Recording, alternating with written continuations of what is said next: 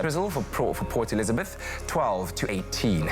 Southeasterly winds of about 24 kilometers per hour blowing through George today, a low of 11 and a high of 18. While the lowest temperatures in the country today in Sutherland, a low of 1, reaching up to a maximum of 20. Cape Town between 11 and 21, while Worcester will see a low of 7 and a high of 24. Sunny conditions all round for Springbok, a low of 5 and a high of 25. And similarly for Uppington, rounding it off with a low of 11 and a high of 32. Well, no matter what the weather looks like in your part of the country, here's to hoping you have a terrific Tuesday.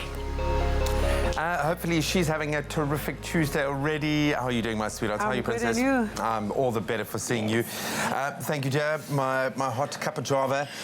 We were talking about the difference between coffee and tea people. Yes. And they say that tea people are a little bit more extroverted, a bit more crazy. But I don't know, I think coffee people are the best. We're coffee people in the house here. Of course, in all seriousness, being a Tuesday, we are concentrating on health matters today. And we're going to be looking at mental health and giving you some practical tips on how you can look after the state, your entire state of being. But it's also Breast Cancer Awareness Month, and we're asking you this morning in particular to share your inspirational stories. I think we've all been affected by cancer, many of us, by breast cancer, and we'd like to promote awareness around early detection especially, but maybe you've got a story that can inspire us. Let us know on our social media platforms. We will see you after the break. A taste loved by those who have tried it. McAfee, great coffee, simple. See you after the break.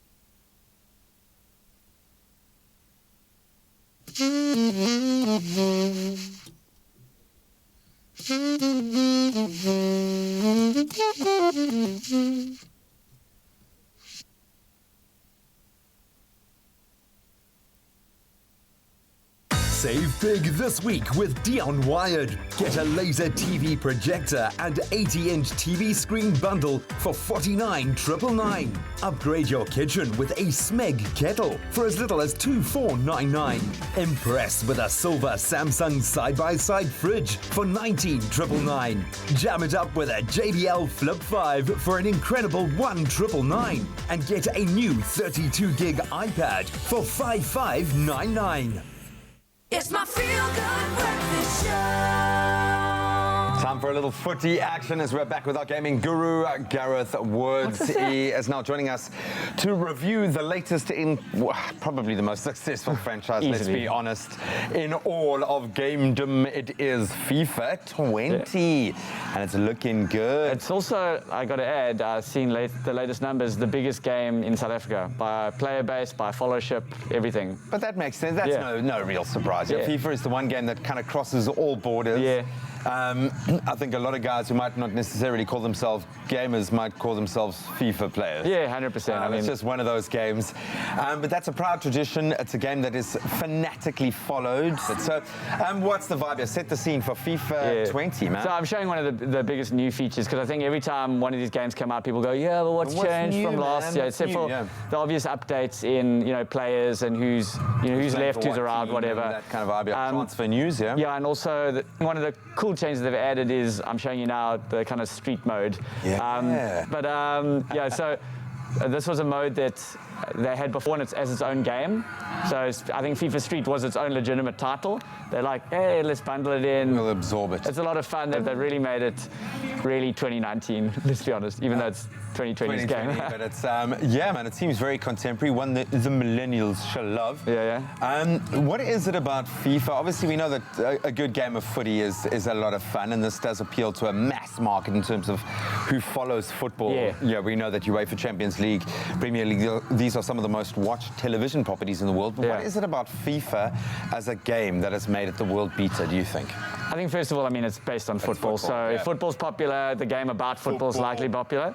But the other thing is, I think they've always done such a good job of making the game accessible but difficult to master. So you sit here and I'm by no means good at this game, but I feel like I'm totally in control. I'm not pressing buttons and wondering what's happened. I feel like, I press pass happens. If I press tackle happens. But it's one of those, as you go into some of the training modes, you realize the stuff you can do. The through balls, the 1-2 touches, the headers, all that sort of stuff you learn. And it's almost like every time you go into the training mode, which is very, very comprehensive, you feel like you're kind of like, there's that Matrix moment. It's like, I know Kung Fu. It's like, I know how to do like a through ball header now. I've leveled up. As an ardent, pretty hardcore gamer. Is this game for football fans? Is this game for FIFA players? Is this game for gamers? So I think the issue's always been, and where a mode like this appeals to me a bit more, is the fact that FIFA's definitely become a soccer sim. It's no longer a soccer game, and so it's one of those things where you're going, this is more of a simulator. So if you are a soccer fan or football fan, you're more likely like FIFA. But to be honest, most gamers who prefer a bit of, there we go. That's how you do it. Fans who prefer something a little bit more unrealistic, guns and weapons and power-ups and that sort of stuff, maybe they get a bit frustrated. I know, for example, we've spoken about racing games versus racing simulators.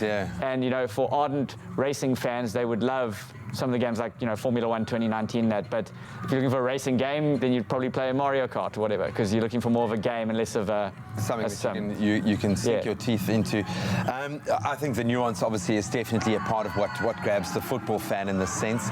Is this going to give the FIFA fans what they want? The fans have already spoken of its most popular game, but do you reckon this is going to be a standalone, or is it just another step in the continued rise? It's a bit of both. It's continuous improvement. But yeah, certainly it's a strong game. I just came back from Comic-Con and Rage, and those lines on FIFA were always long. Massive. Like, everyone's waiting to play.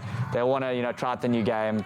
And so, it's just a good feeling, kicking a ball in the net. I mean, it's that simple. It just feels good. And looking that good. I like the little stylistic features. It looks really cool, really contemporary. The pop culture element in it is undeniable.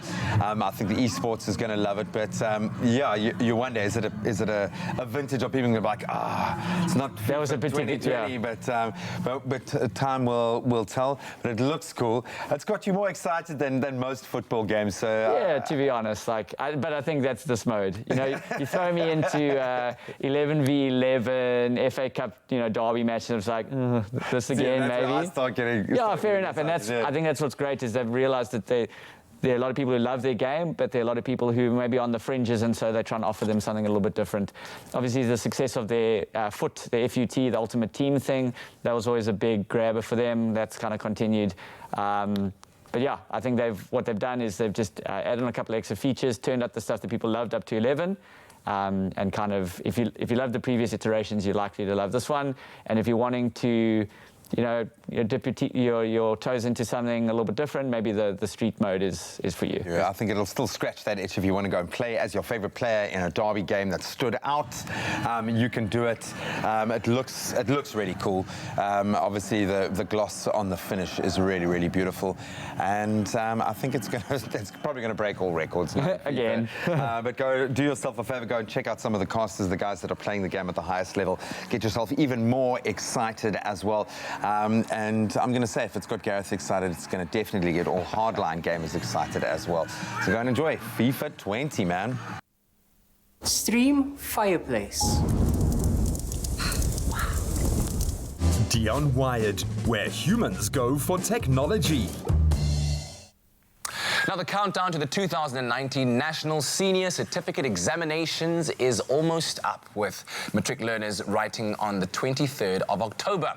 And if you're a parent or a matric learner, or you're a parent of a matric learner, you may well be thinking of the next coming weeks with some kind of trepidation, as the season won't just test their intellectual capabilities, but also their resilience and emotional intelligence. And so this morning, sociologist and executive director of the South African College of Applied Psychology, Gense Khadebe, joins us in studio to talk about how parents can better help nurture their child's mental health during these exams. Great to have you here with us, Gense. Morning. What's going on? Why do we always stress so much when it comes to this stuff? It's like we do it every single year, and generation after generation, every matriculant stresses. Why? I think it's because we really understand that matric is such an important part of a child's life. Yeah. So when they reach matric, we know this is the beginning of the rest of their life. So we treat it like this pinnacle. And I think for me, that really frustrates me, because it's actually the work that we do before that gets you to matric, right? So even though the focus is placed on matric, whether it's at home, whether it's at schools and the rest of the community, we should also place a lot of focus on the build-up, so that when students get to matric, they're actually comfortable and our pass rates can be high. Hope all those grade 8 parents are listening right now. But what would you say is the most common mistake that parents make when it comes to helping their children prepare for matric exams?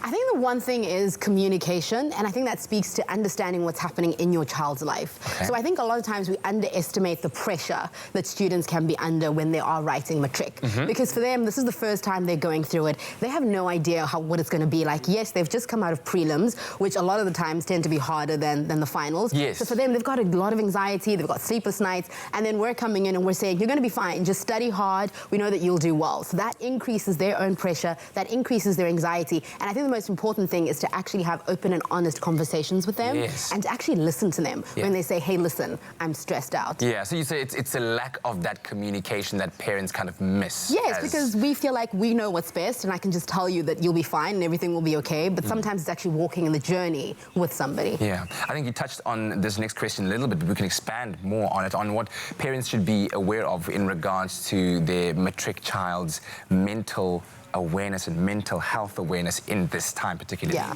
I think what's really interesting is that right now it's October, so it's like World Mental Health Month. So I think that we're living in a really important time where the conversations around mental health, people are speaking out, people are actually talking about the challenges that they're having. And I think that young children, particularly in today's context in South Africa, are more open to having those conversations. That doesn't necessarily mean that it's easy. So I think that when we're thinking about it, whether as a guardian or as a parent, if a child comes to you and says, I'm stressed or I've got anxiety, it's not to say, just get over it. or, you know, just sleep on it and tomorrow you'll be fine. It's to actually say, how can I help you? How do I support you? What do we do around the house to ensure that your process and your journey is actually well supported? Wow. And you were telling me earlier on that you are the guardian of your younger brother, who's and he's also in matric right now, so going through the most. What are some of the factors that contribute to his mental health during this time as well? I mean, you think about the fact that we are in a state, at a stage of life and the world where social media integration and connectivity is